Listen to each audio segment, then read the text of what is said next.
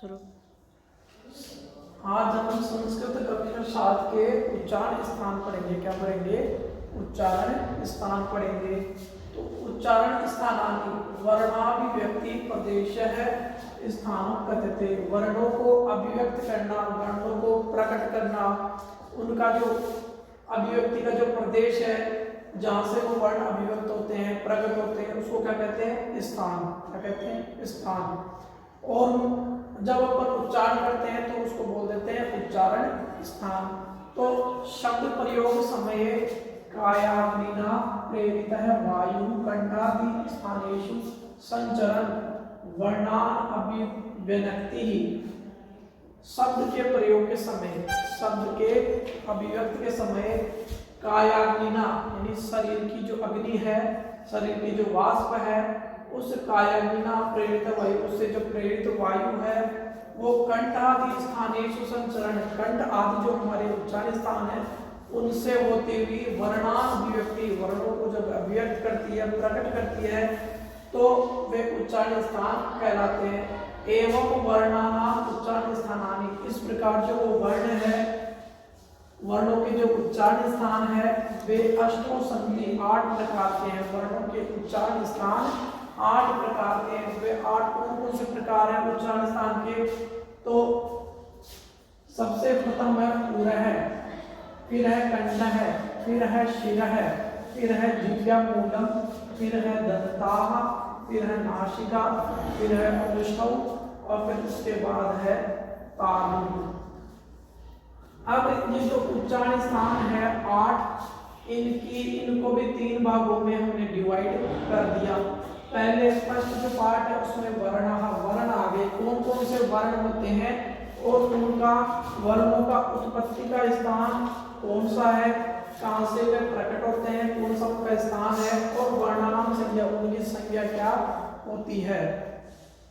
अब इसमें वर्ण आ गए ए, आ, क, ग, घ, अण, है और विसर्ग।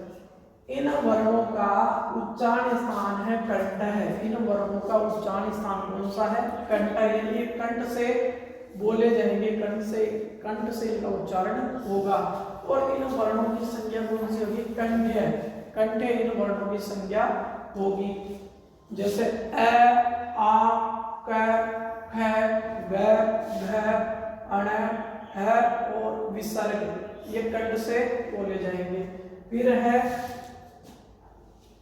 छोटाई, बड़ाई, च, छ, ज, झ, य और श। इन वर्णों का उच्चारण स्थान है तालु। और ये किससे बोले जाएंगे? इसकी संख्या क्या होगी? तालव्य, तालु से बोले जाएंगे। ये कहां से बोले जाएंगे? तालु से बोले जाएंगे। फिर उसके बाद है री, छोटा री, बड़ा री, ट, ठ, ड, ढ, ण, र और षट्कोण वाला श। ये मूर्धा यानी मूर्धा से बोले जाएंगे। ये तो ये कौन से वर्ण हो जाएंगे? मूर्धन्य वर्ण हो जाएंगे। कौन से वर्ण हो जाएंगे? मूर्धन्य। तो ये इसका एक सूत्र भी है, ऋतु रसाम मूर्धा, ऋतु रसाम मूर्धा। इसका है अकुह विसर्जनीय नाम कंठा। अकुह है विसर्जनीय नाम, अकुह है विसर्जनीय नाम कंठा। ये इसका है। इसका है इचु यसा नाम तालु, इचु यसा नाम तालु। फिर है दंत, ली, त, थ, द, ध, न, ल और श। इनका उच्चारण स्थान कौन सा है? दंता, यानी ये दंत के द्वारा ये बोले जाएंगे। तो ये इनकी संख्या कौन सी होगी? दंत संज्ञा। कौन सी संज्ञा होगी? दंत। तो इसका भी है नाम दंता,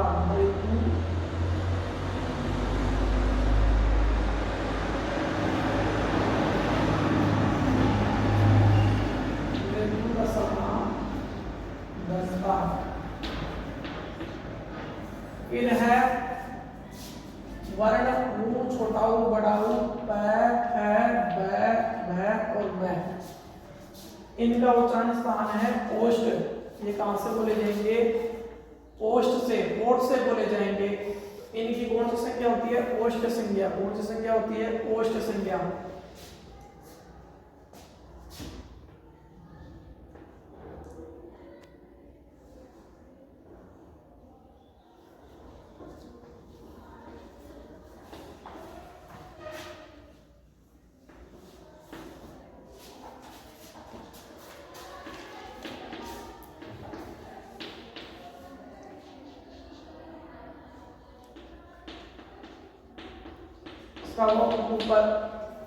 उपपद्यमानीयाना ओष्ठौ।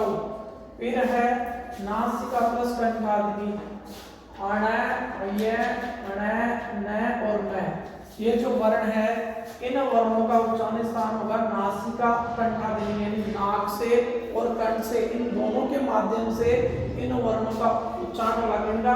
अण, य, न और म, इनकी संज्ञा होगी नासिकीय।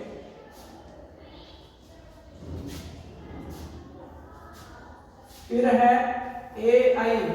ए आई का कंठ और तालु से उच्चारण स्थान है, तो इनकी संज्ञा होगी कंठ तालव्य। ए और आई, ये कंठ और तालु इन दोनों से बोले जाते हैं, इसलिए क्या होगी इनकी कंठ और तालु। फिर है ओ औ। ओ औ का है कंठोष्टम, यानी ये कंठ और ओष्ठ दोनों, कंठ और ओष्ठ दोनों से बोले जाएंगे, इसलिए इनकी संज्ञा हो गई कंठोष्ठ। ओ और औ दोनों जो है कंठ और ओष्ठ से बोले जाएंगे, इसकी संज्ञा हो गई कंठोष्ठम।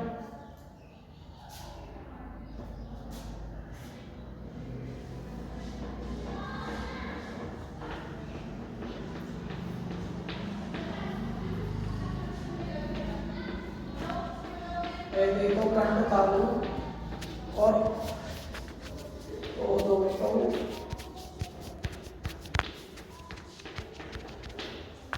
कंठोष्ठम।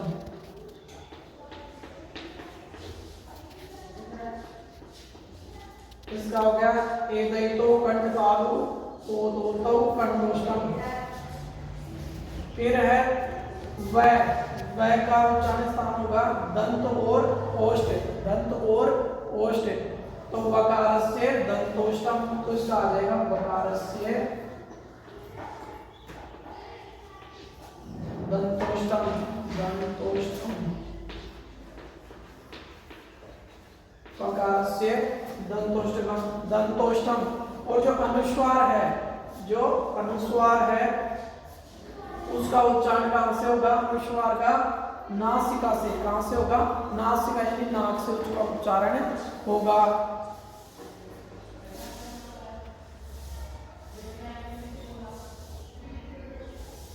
अनुस्वार नासिका।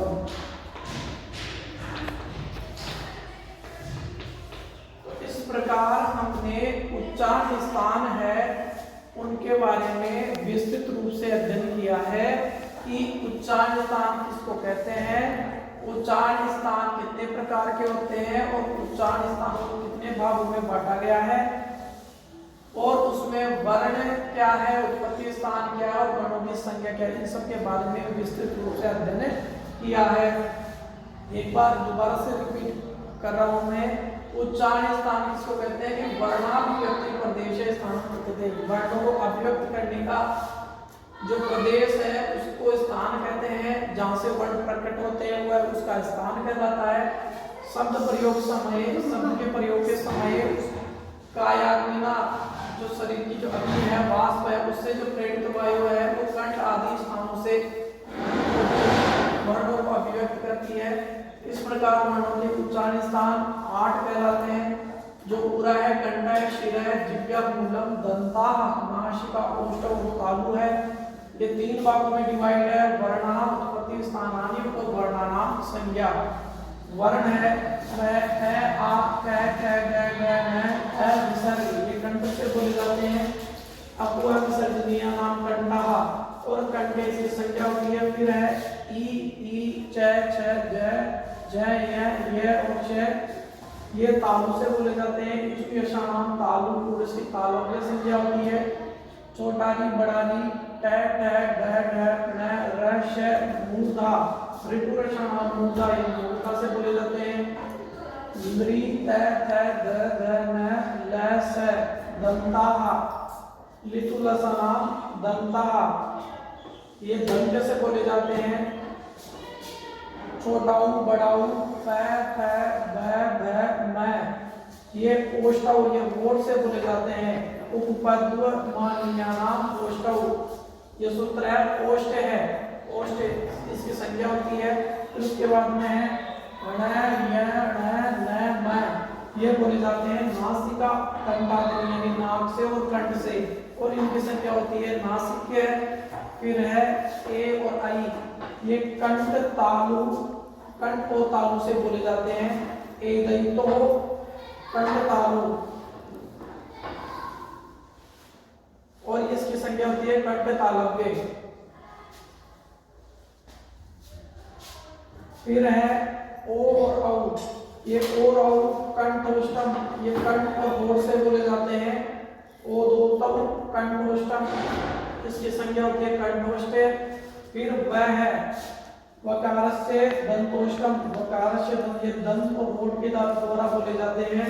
उसकी दंतोष्ट संज्ञा होती है अनुस्वार नासिका अनुस्वार अनुस्वारः नासिका अनुस्वारः नासिकौ या नासिका अनुस्वारौ तो ये नासिक के यानी नाक से बोले जाते हैं। इस प्रकार उच्चारण स्थानों को हमने विस्तृत पूर्वक अध्ययन कर लिया।